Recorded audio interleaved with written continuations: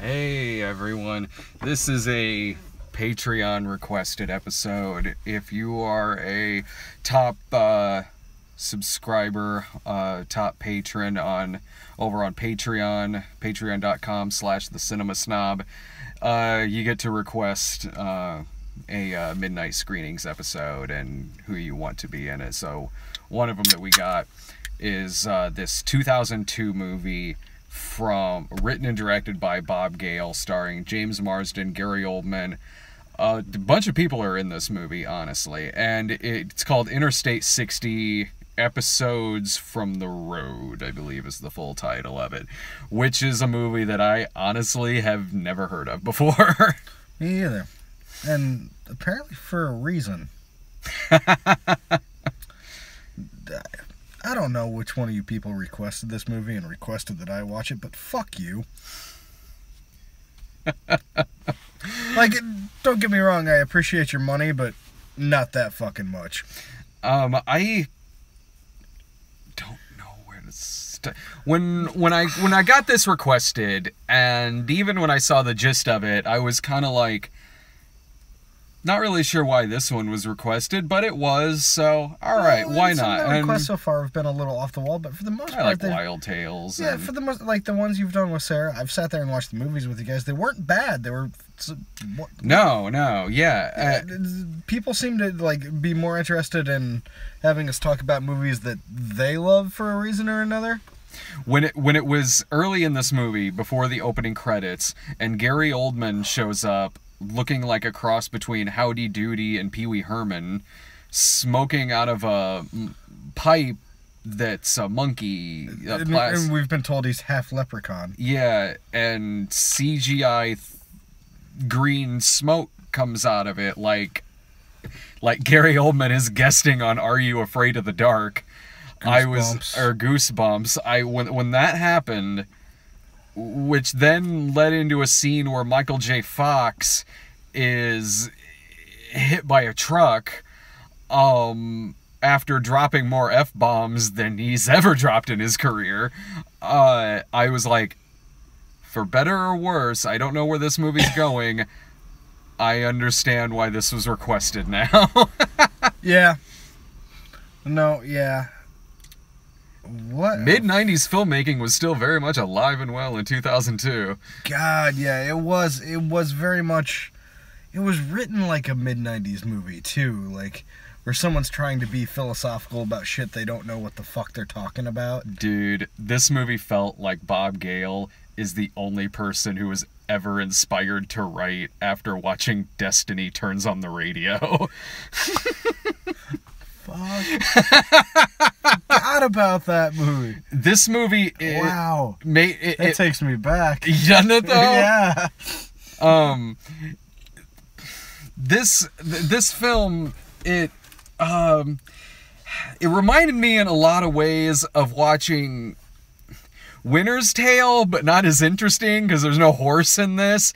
Because here's a movie, and it was Bob Gale, who, by the way, is the writer for Back to the Future, and he directed this. From what I understand, it's his directorial debut. Yeah, he had done some shorts and directed like some of those like VHS video games. You know what I'm talking about? Okay. Like, he had done those, but this was his first, like, feature movie. Gotcha. That he directed.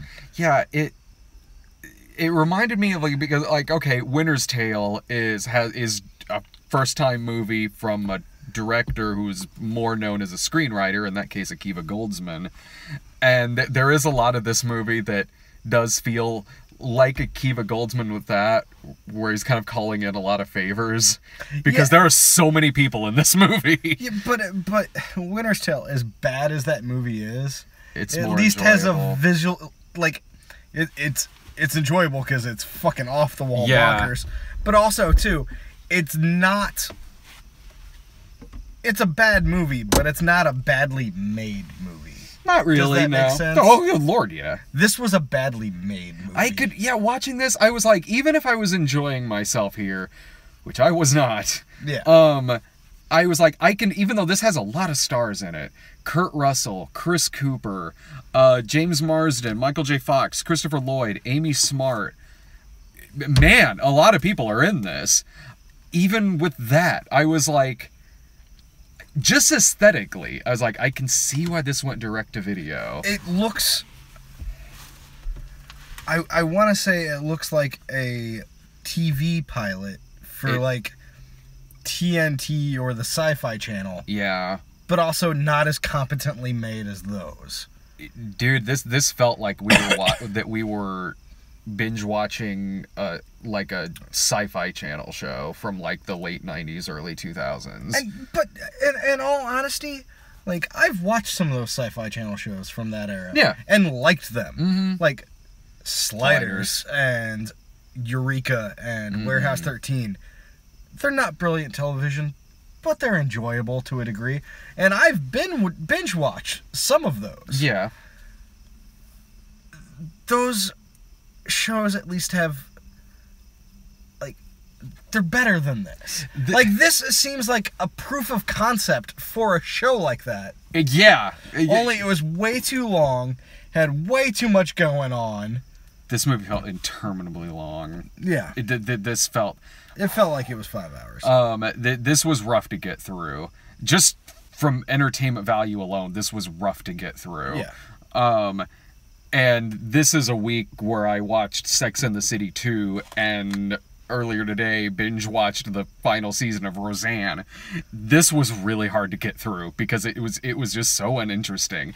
Like, look, I know we haven't gotten much into the plot of this, but it's okay. It's James Marsden, who is spoiled as fuck and not interesting or likable or relatable in any way, shape, or form, goes on this metaphysical journey through this non-existent interstate, Interstate 60, and it's him bumping into odd stories along the way. So that's why this movie feels like it's that I'm binging a television show that I don't like.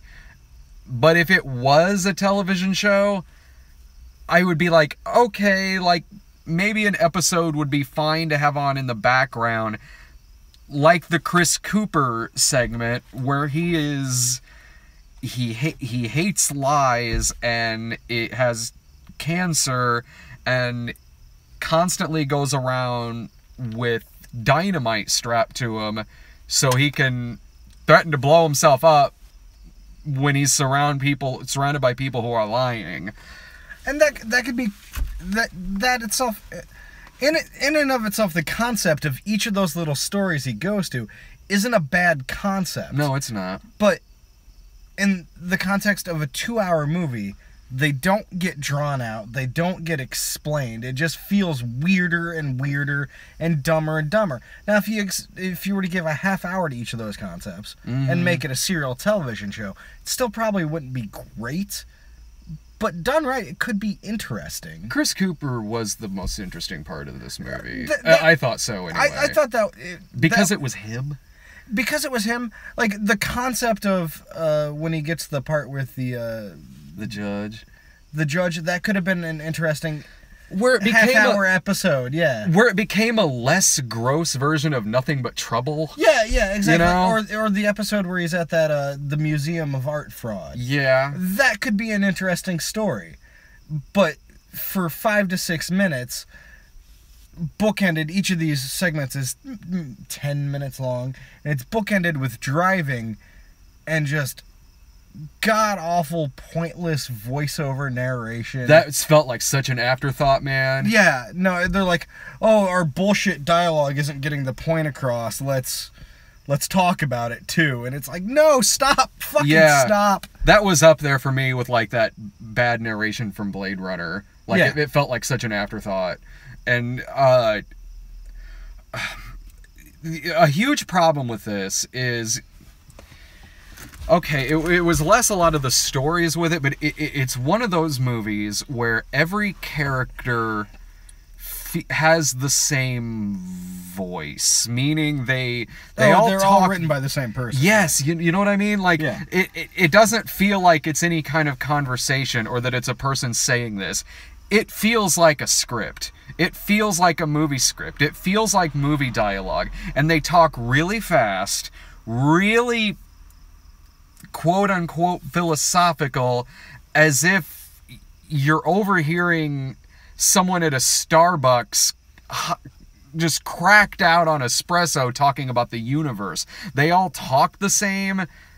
They feel the same. Like, I don't know. It's like watching all these people talk and talk and talk, and they think they're much smarter than they actually are, but they don't seem like characters. Kurt Russell shows up in this as this cop. Yeah, that's cool. Kurt Russell shows up in there, but again, he is talking the same and in the same kind of lines, the same kind of fast delivery, and with the same just voice, the same voice as a dozen other characters. Yeah, because they all seem to, whether they're a good person or a bad person or a side character or someone in a diner, they all seem to have the same point of view, and their only job is to make someone else in the scene be right. Yeah. Like, like there's at no point in this movie is there stakes of any kind. Dude, no. Yeah, exactly. Like, there isn't. This is we don't even have a lead character that we can at all identify with, because even after he gets out of this parallel universe, whatever it is he's in, this alternate dimension, and in the last part of this, when normally you expect this is the point in a movie like this where some kind of lesson has been learned or he's become a better person or whatever. No. After all of this, he is even more unlikable. His dad gives him a convertible, but at the end he throws the keys back to his dad and says, "What's my favorite color?" His dad goes, "Blue." And he goes, "Then why did you get me red?"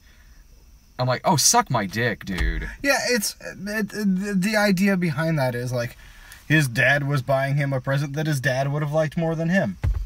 Okay, and that sucks. And, that's too bad. Your dad also just gave you a brand new car. Exactly. Like, this isn't like a bowling ball we're talking about. This isn't... It's a car. Yeah. You're 22 years old, your dad gave you a brand new Beamer convertible.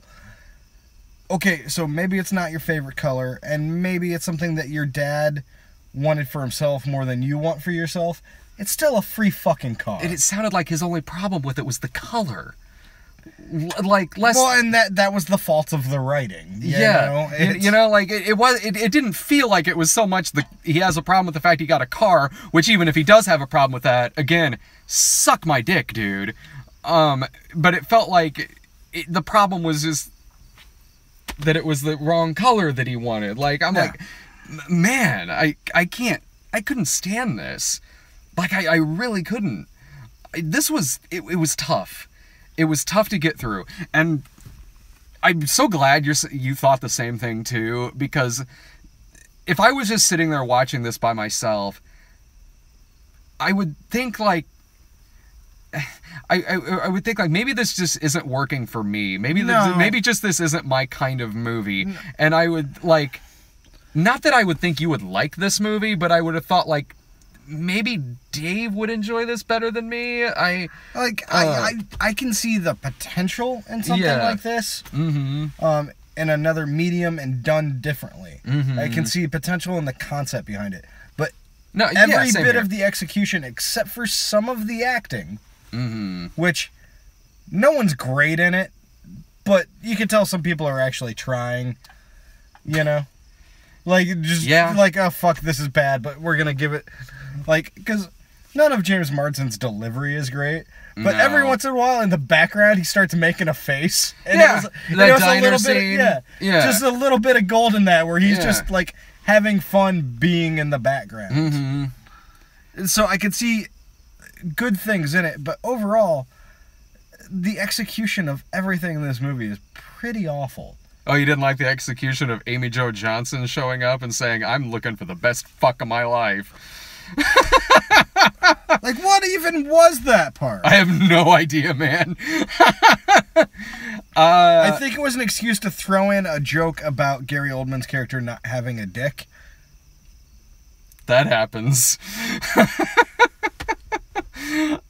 Yeah, I agree, because it really was only like 5 minutes of this movie. Yeah.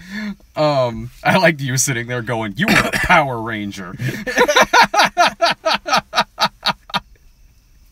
See Jason David Frank doing this shit. Yeah. This movie, it felt less like it was like, okay, maybe this just isn't my thing, but more, man, this just really felt really pretentious. No, and that's the thing. It did feel pretentious, but it was all just bullshit. Like you boil it down, the whole point is like, oh yeah, beat yourself, find your own road. It's like, fuck you, man. We've heard that shit before. You don't need to get philosophical about it. You just say, do your own shit, find your own road. It would, ironically, considering how every character in this has the same voice to them. Yeah. It would be like if you had 6 characters and they were each talking about the same episode of the same TV show, and it's every single one of their favorites, making the exact same points. Only it's about the universe and shit. Yeah, no, and that's... Yeah, maybe... Because the whole concept... Yeah, I don't know what could have possibly... Like, I don't even want to say a villain, but another character in the Gary Oldman area of characters, but he's trying to get him to go a different way, maybe. Might have made it, like, a little pull in a different direction. Might have made it interesting. But it's so fucking on a straight line that... I kept, throughout this movie, I kept wanting to watch other things because the movie was reminding me of other things. Oh, yeah. Like, it shows footage from Close Encounters in this. Like, oh, let's watch Close Encounters. Yeah. And then, like, it shows Amy Smart walking towards the camera in slow motion, and my brain's just like, man, I should watch that run of Scrubs. Oh, yeah. You know? Uh-huh. Yeah, exactly. Because they do that shit. Or when he first goes out on the road and Christopher Lloyd says, "Be careful, there's a killer out there." The Hitcher. Yes, Let's watch The Hitcher. exactly. Yeah. I'm like, boom, you're right. I should be watching The Hitcher. Either version of The Hitcher. Either one. Better than this. God, I don't know if I would say that this is a better movie than the remake of The Hitcher, but... This felt longer. This felt fucking longer, man. No, yeah, that was the thing too. It's just kind of like every time a different actor or a character would show up, it would just be like, oh, there's gonna be an eating contest. Fuck, let's watch Cool Hand Luke. Or I was even like, can he bump into the town from U-Turn? That would make this so much more interesting. Well, and see, to me, like, the concept, like, if you made this a TV series, and this guy had this package to deliver on the other side of the country across this weird, fictional, hidden interstate, and every weird little town he stopped in or hitchhiker he picked up, that was an episode, and you just kept it clean and stuck with something for a half hour, it could be a really interesting show. I agree. Like a little Twilight Zone, a little Sliders, a little, you know, a little U-Turn, like, and if you kept it kind of weird and maybe a little dark or... Lynchian. Yeah, or you could have some weird comedy in there too, but like, that could be a really interesting, cool, weird TV show. But as a 2-hour movie that just plays it straight and is directed like it's a fucking shitty car commercial. I know that not a lot of people like this guy, but I could see, like, Damon Lindelof, like, making this more interesting. If anything, because it would have been like, well, it seems like he's making shit up as he's going along, but, like, at least it's keeping it a little interesting. Yeah, and that's the thing. Like, oh, okay, so it takes one season of the show to get across the country. Yeah. He delivers the package. Turns out he's got to take another package back. So he's got to drive back. All right, cool. Yeah. Yeah. The second season, it's a death race. Yeah, no, you can do shit like that. Like, every episode, you could take it that fucking weird. Yeah. And that's what I liked about those weird sci-fi TV channel shows. Like, you know, Warehouse 13. Like every fucking week, they're dealing with a different artifact from history, and it's like, oh well. Today they're gonna fight Hitler, and next week they're gonna fight a genie. Yeah. And because you can do that in the context of the universe they built for that show, you can do something like that with this. Oh yeah, when you already start out with Leprechaun Gary Oldman with his green smoke pipe gassing people, the sky's the limit, man. Yeah. I don't like, even though we watched this at home, didn't cost us anything really, because I mean it's on fucking YouTube. Yeah, it's also on Netflix. Yeah. Man, I don't recommend sitting through this. No, I can't either. I can't. It is not enjoyable in any sense, really. It so wasn't, felt man. Like such a like. Listen, the Emoji Movie felt like like fucking. I was trying to walk 5 miles through waist-high quicksand. This felt like that again. It's just like, can we ever get to the fucking end? Yeah. And why does this feel physically strenuous for me? I mean, the Emoji Movie was very cynical and very soulless. And this movie is the opposite. Wasn't that. This isn't cynical. Yeah. It's the opposite of cynical. It's just so fucking shitty. Yeah. Should we do the super chat thing? Yeah, sure. Yeah, look, I don't know. This movie probably has its fans. Obviously it does, from some of the reviews I read. It does have fans, and if that's your thing, then fine. have at it, man. It's yours, dude. Like I can see the potential in it, but it doesn't reach it ever. What Ass Nelson says, a super chat one, make another movie. I'm actually in pre-production on one right now. Ryan's doing location scouting for me. It's a disco movie, and it's called Disco. It's not an exploitation movie. It's like a melodrama. So we got some super chat questions here. Super chat is where you can buy into it and your chats line up, and then they're saved afterwards, and typically we'll point them out on like the next episode that we do. All right, so I had to, since we're using my... Oh, you can't do sideways on my fucking phone. I was actually, just trying to zoom it in. Okay, so this one is from Elena, who just simply says, your reviews and humor have minimized the window. You got I got it. Your reviews and humor have gotten me through so many times. I know this probably sounds lame, but anyway, thank you. Keep doing what you do. Well, thank you. That was a really big donation she gave us too. So thank you very much. I'm glad that we're here to talk about what fuck movie would you just talk about? Interstate 60.